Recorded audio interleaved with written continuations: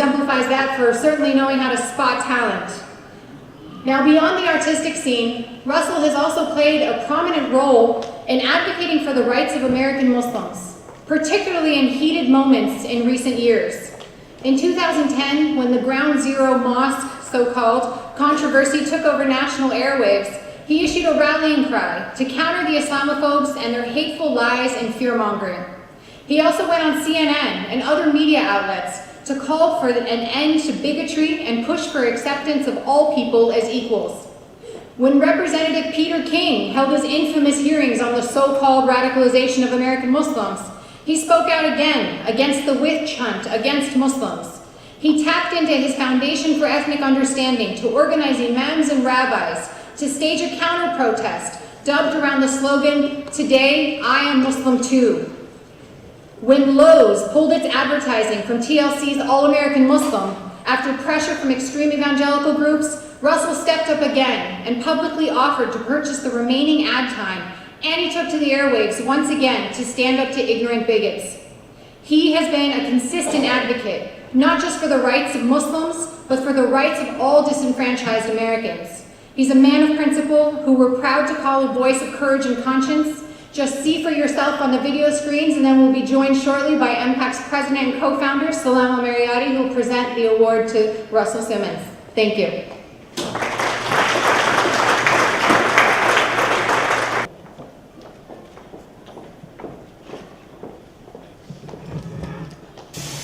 If you're blaming Muslims for the attack on 9/11, you need to change your mind. Did we blame Christians at the First World Trade attack? Now, the call for boycotting the store has also been echoed by celebrities, and Russell Simmons has taken the protest a step further. Just purchased remaining spots for All American Muslim for next week. The show is now sold out. Keep your money, Lowe's, and we will keep ours.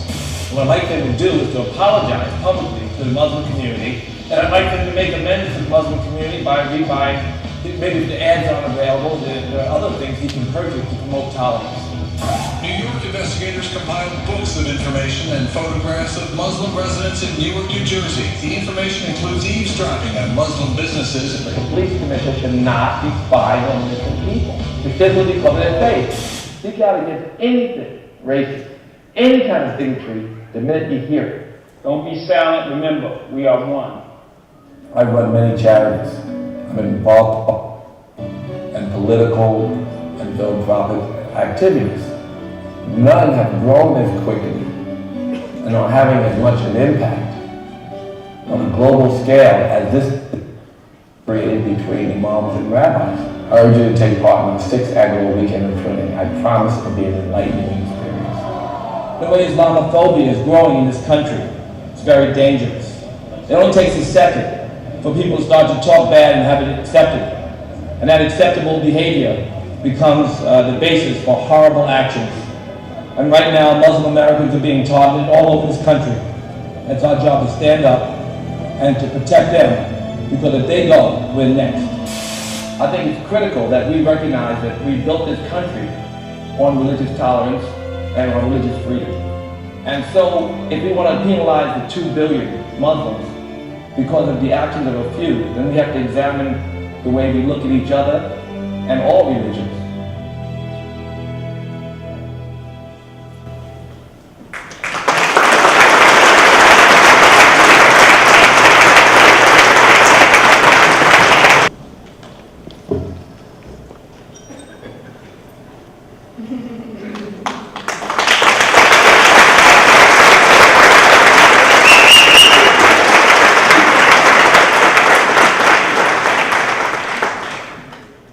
In the name of God, most gracious, most compassionate, O humanity, behold, we have created you all out of a male and a female, and have made you into nations and tribes, so that you might come to know one another.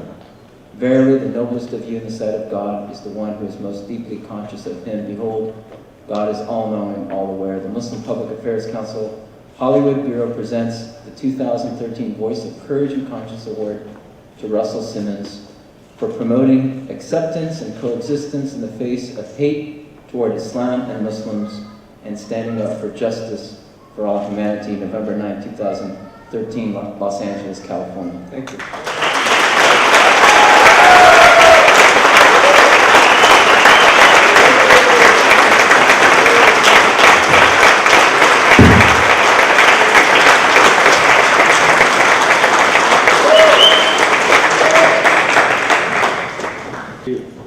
honored to have someone who is able to make a big difference, not only for our community but for America.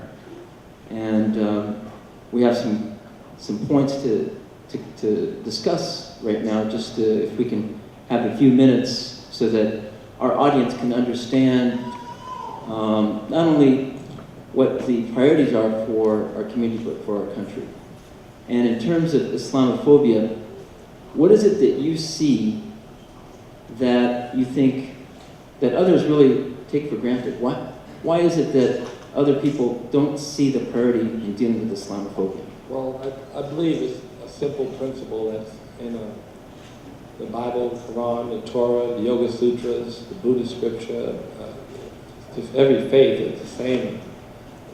This idea of what you take for granted for yourself, the rights that you take for granted for yourself are never safe unless you work to extend those rights to all others. And so that's a simple idea. I think we believe in it, we have faith in it, but we don't all act on it. And sometimes, every so often, I walk past lots of burning buildings, by the way. Every so often you can at least say something, you should at least stand up. If you have a voice, you should use it. And sometimes I've been fortunate enough to use it. You know, in our community, and I think throughout politics and media and entertainment, a lot of people are too afraid to speak out. They worry about losing their fortune. They worry about negative propaganda against them. What can you tell them as someone who is a celebrity but uses that celebrity leverage to send a message to the public? Well, I really believe celebrity's greatest value is that it can be used to benefit others. We live in a time when celebrity is so valuable. An example, when we did I Am Muslim for a Day, I mean, it was nice that we had great activists involved and many politicians and Muslim clerics and rabbis, but when Kim Kardashian tweeted that out, it was all over international news, and her voice made a great difference. Or when we fought the Rockefeller drug laws, and we had all the activists and all the people you could think of who know how backwards our criminal justice system is and how damaging it is to communities of color. It was when Justin Bieber tweeted it out that the Attorney General took notice. So it is, you know, this is the way our society is, and we got to use whatever resources we have, and sometimes we have someone like a Justin Bieber or a Kim Kardashian who will take a chance, you know, and they make the difference. And so I always try to rally those voices and remind them. That's not their duty, it's just their opportunity, you know, because I don't think there's no, I mean, sometimes you get flack, of course. I mean, not that recently, but I remember I had my second father as Minister Farrakhan, and of course, lots of people don't like him so much. But I had him in my house, to stay in my house. And I remember a little flack, and people threatened me and blew over. Had him back again, and blew over again. So I just try to do what's right, and I find that if you do what's right, you end up on your feet. And that's just what I found, and I try to remind people that's not that serious. You know, we can really make a difference in other people's lives, and by doing the right thing, we almost always end up in a good space. And there's a long-term karmic result that's much greater than the short-term, you know, heat, or even the short-term gain you might have from not using the voice. There's a long-term karmic result because God is watching. So I like to remind people of that.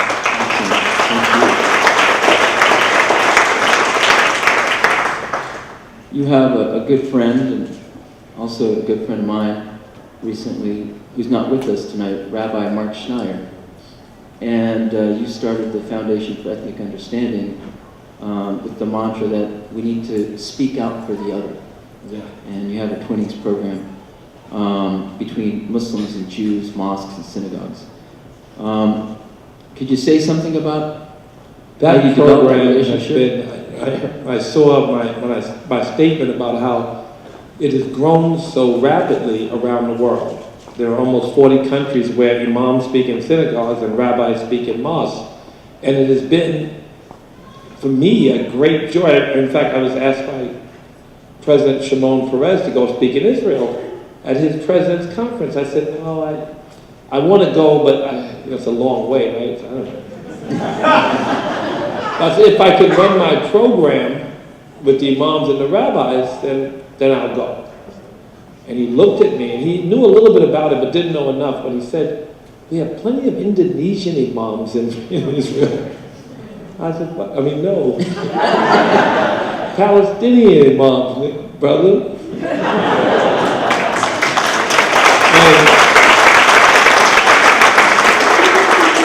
It turned out, when we got there, the chief rabbi of Metzger and the grand mufti,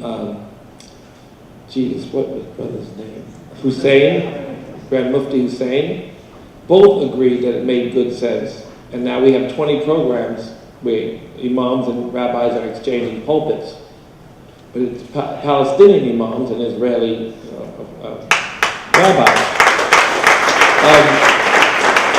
And it's interesting to note that they both have common ground and believe that they could use the Saudi peace plan tomorrow to begin a strong dialogue. So you can't blame religion or the religious leaders, you can only blame the political leaders, because that dialogue that they're having is fruitful, and they are pushing to create the change that's necessary. We have a question from one of the students today. Says, in your interview with Don Lemon, you fought for youth to be able to express themselves creatively without censorship. Why do you think this is important or necessary for the older generation to understand? You know, we get old and rigid, and artists are supposed to say what's in their heart. You know, you may not acknowledge that there's some research that said men have sexual thoughts every 36 seconds. And so, when an artist talks about it, it's banned. The artist is supposed to say what's in the heart and be mirrors for what our reality is in society.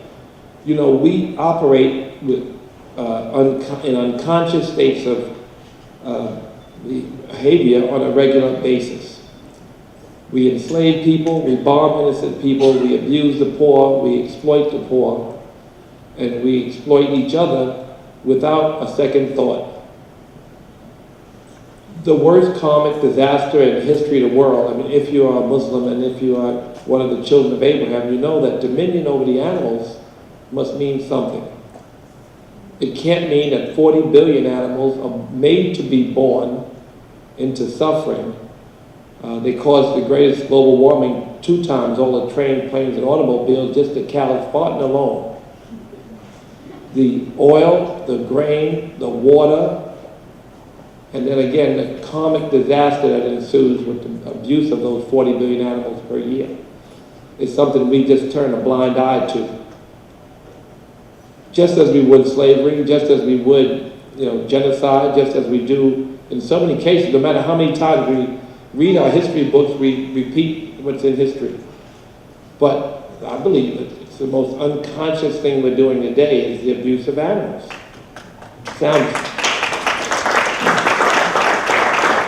But it won't come because they told you so. It will come through your meditation and your prayer. The Buddha would say, check for yourself what's right. The imam can tell you, the rabbi, the monk, that they can tell you, but when you meditate on it, it has to come from your heart that you believe it. Because if not, if you don't check in your heart, there's no scripture or translation of scripture, which is usually where the problems come in, or no preacher can make it right. So you have to have it check your heart. And I think that artists are more in tune with their heart, and they say things that make us offended, but meanwhile we're harboring it. For instance, the rappers, they say that they're so sexist because of their language, and they say that they're racist because of their language, and they say they're homophobic because of the things they say, and they say they're gangster because they talk tough. But I would never agree if you asked me if they were as sexist as their parents or their preachers, or if they were as racist as their parents, or as homophobic as their parents and the generation before them. And they ain't nearly as gangster as this government. The rappers are just, they're just poets who are expressing what's on their heart and what they see, and then we act like we don't see. Makes us uncomfortable to hear the truth. And some of what they say is necessary. We have to use it to better ourselves. We look to the outside our community a lot to place blame on why we're not as advanced as we would like to be, but there are a lot of issues internally in our own community, in the Muslim community I'm talking about, where we keep ourselves down. Tonight, we had a comedian, a poet, and a woman singer who are all from the Muslim community. 10 or 15 years ago, poetry was shunned. It was considered forbidden to hear the voice of a Muslim woman in a mosque, let alone on a stage singing to an audience in a beautiful way. So this is not a question.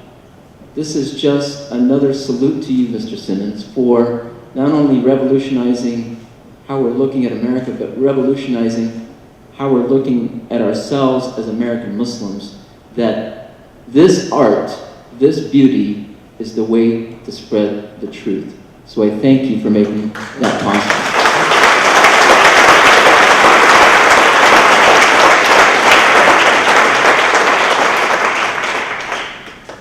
Another question from another student.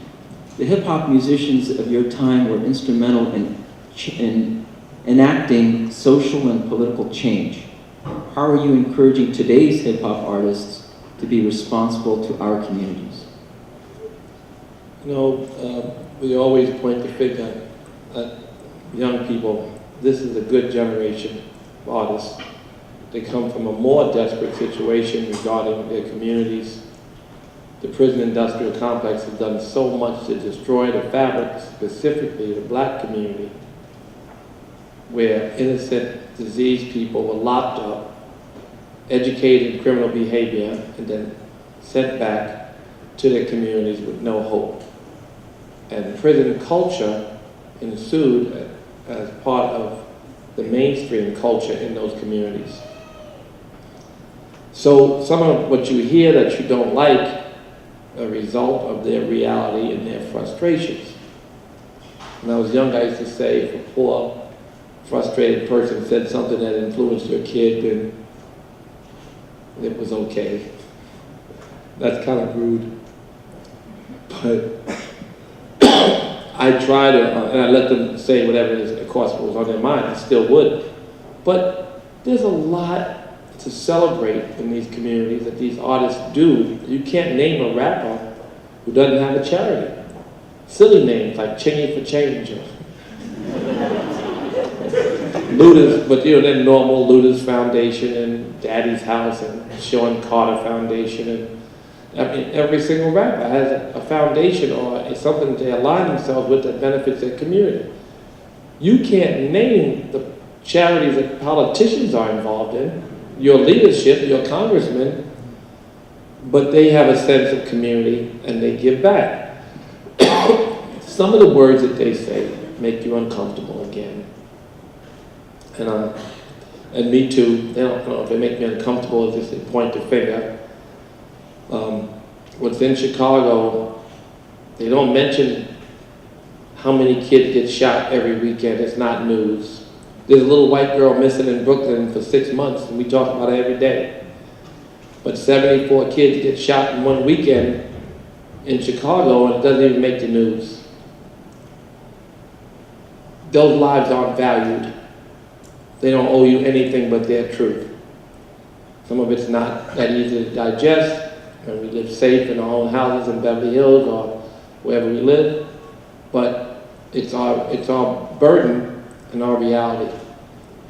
So I just like to have artists tell the truth. Of course, there are waves where people say more inspired things to push people toward more positive actions, not just descriptions of suffering, but ways out of suffering. Of course, I like what Public Enemy says, and I like Kanye when he sings Jesus Walks more than I like him when he sings people pissed he's wearing a Confederate flag right now. It didn't bother me.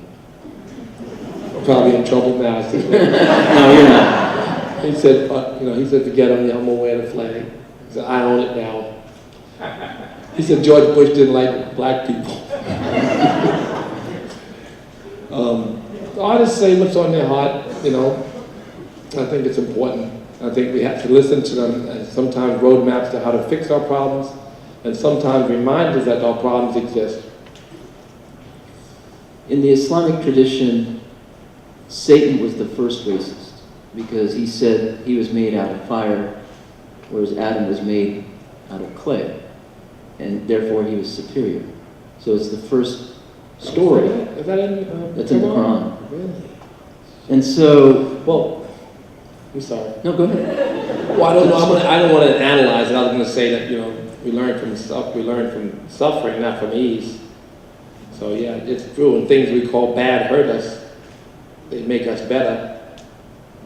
So that's not what Satan's plan was, to make us better. No. I guess that's right. Anyway, that's my. Well, in terms of racism today, why do you think people are still glossing over this problem, that people feel they're superior because they're made a certain way? They hide it really well. They don't even know that they're racist. Hollywood, I just moved here to tell stories. They're the most segregated place on the planet. And they're the most liberal, compassionate, sweet, wonderful people. But they don't realize that there's segregation beyond Jerry Springer right there in Beverly Hills.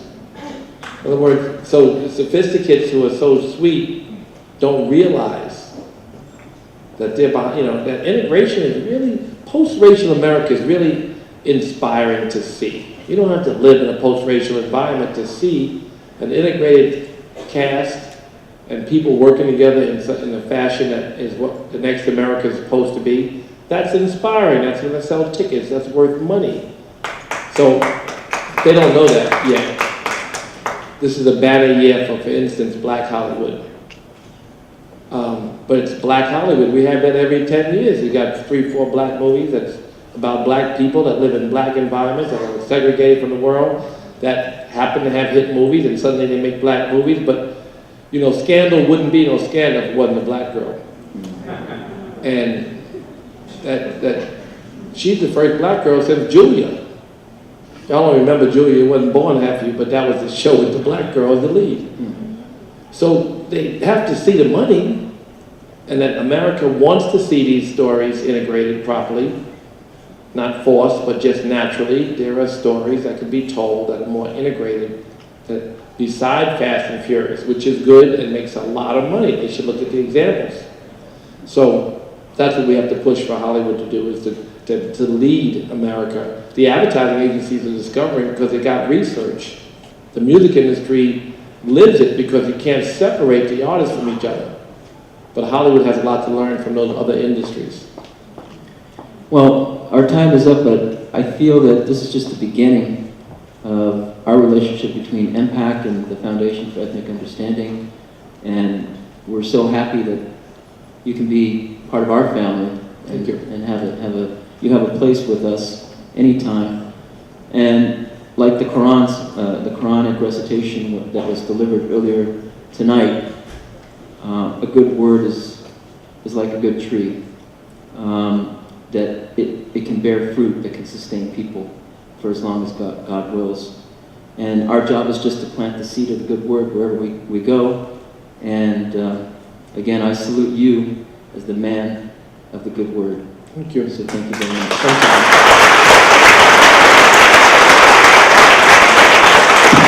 And